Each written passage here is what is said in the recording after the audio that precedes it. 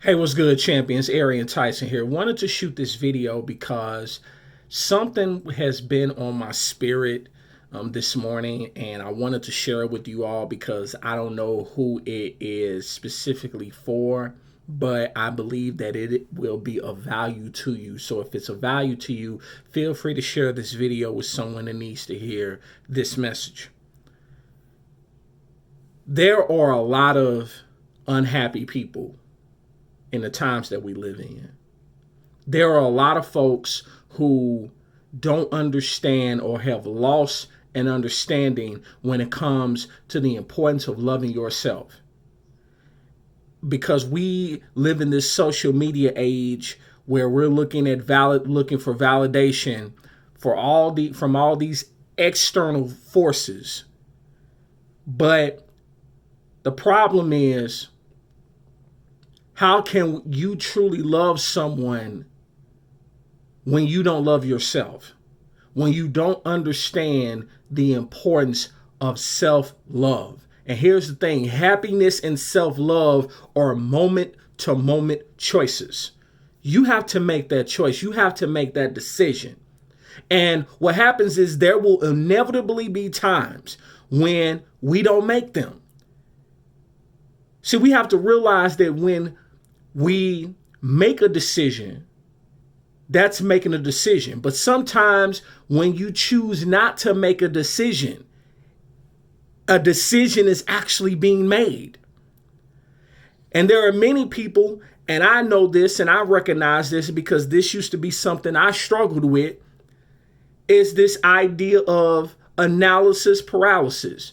That's basically where you're an individual or you're in a group, and instead of doing what's necessary to move forward, you find yourself overthinking and overanalyzing to the point where you become stagnant.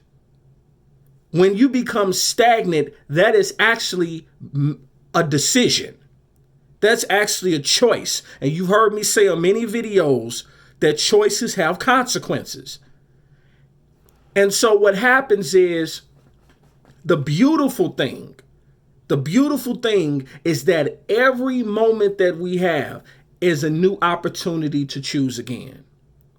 So yes, you don't have to get every decision right. You don't have to make the right choice every single time, because you're not perfect. You're going to make some errors. You're going to make some mistakes, but don't make mistakes that are so egregious that they become what defines you, right? So what happens is every moment we have a chance to apply what we've learned. So if you go through something and it doesn't turn out the way that you wanted to, or the way that you expected it to, and you learn something from it, then it wasn't a waste of time. Now, I know in that moment, it could feel like it was a waste of time. But if you learned something, if you learned the lesson from it, it was not a waste of time. And we need to have the courage to do what we can and be happy with that. And one of the biggest things that we have to do, and this is a challenge, this is something that I sometimes struggle with, even to this day, is that you have to get to a place and space where you don't ever criticize yourself. Trust me, that's hard because I'm my own worst critic. I know it, I acknowledge it, and I'm working on it. Because the world that we live in, the society that we live in, beats us up enough. Don't add insult to injury by beating yourself up.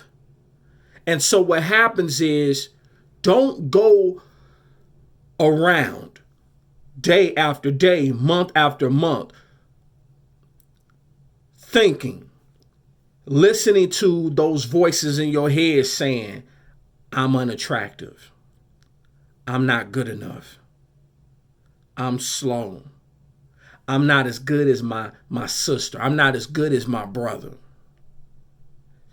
And you know those voices that you hear in your head. You're not going to get that job. You can't open up that business. Nobody's going to listen to you. You've all heard those voices in your head trying to talk you out of an opportunity or trying to talk you out of a blessing. But here's the thing. Here's the reality. God wasn't having a bad day when he made you. I'm going to say it again. God was not having a bad day when he made you. Meaning that you are one of a kind. You are unique and wonderfully made. Stop trying to be like what you see on TV or what you see on Instagram or Facebook or TikTok or Twitter or any other social media platform and just be yourself. But in order for you to be yourself, you have to love yourself first. And I'm speaking as someone who has not always loved themselves first.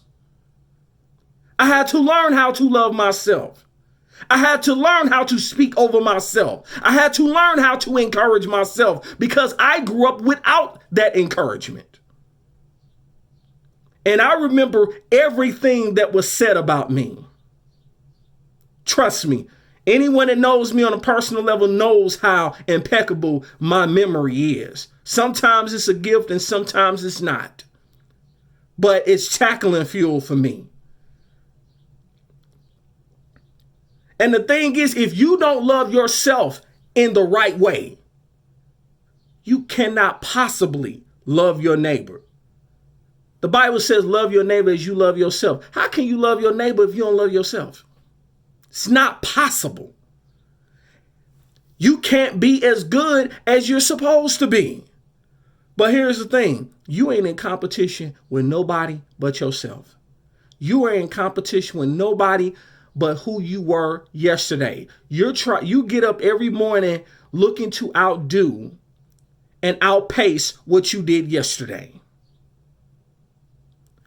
Make sure you love yourself before you go throwing around the words, I love you. Don't tell me you love me if you don't love me. And I am not someone who goes around telling somebody I love them. If I say it, I mean it. I don't just say those words just to say them. It took me a long time to tell somebody I love them. But if I love them, they got me for life. Or in this case, they got me as long as they want me. But I'll still have love for them. For example, Mother's Day just passed. And I reached out to folks who didn't even think enough to reach out to me for my birthday and still wish them a happy Mother's Day. To let them know that, yeah, my number is still the same. But I do understand that somehow you forgot to even wish me a happy birthday, which takes 10 seconds.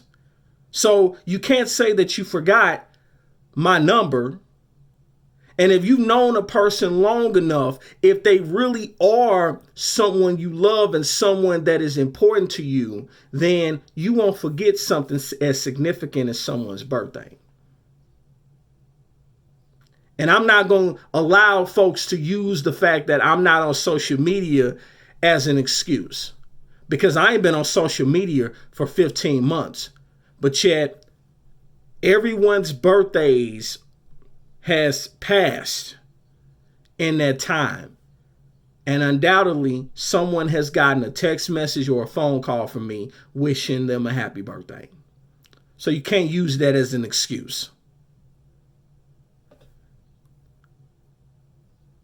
But make sure you love yourself before you go throwing around the words, I love you.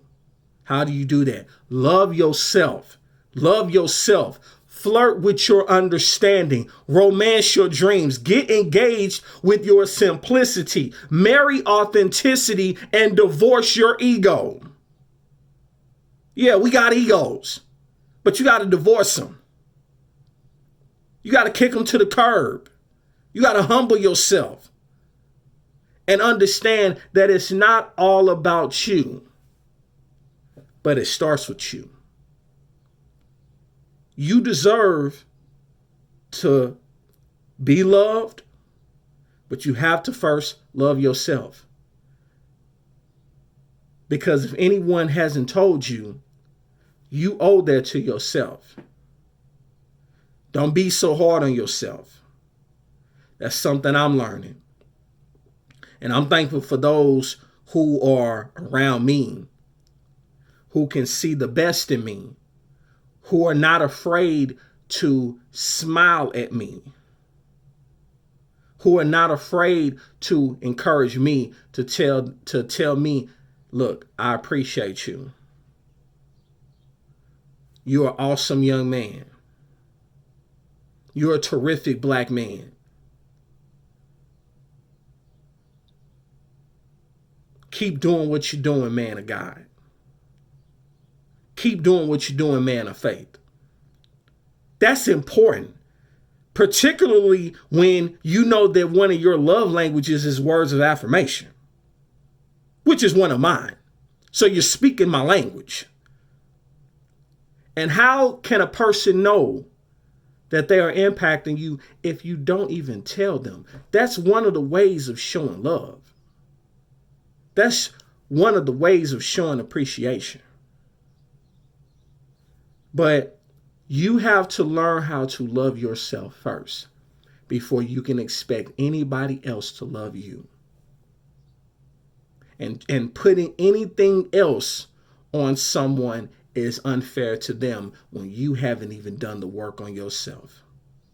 So if you got value from this video, feel free to like, comment, and share this video. I was not expecting this video to be this long, but y'all know how I get when I get going.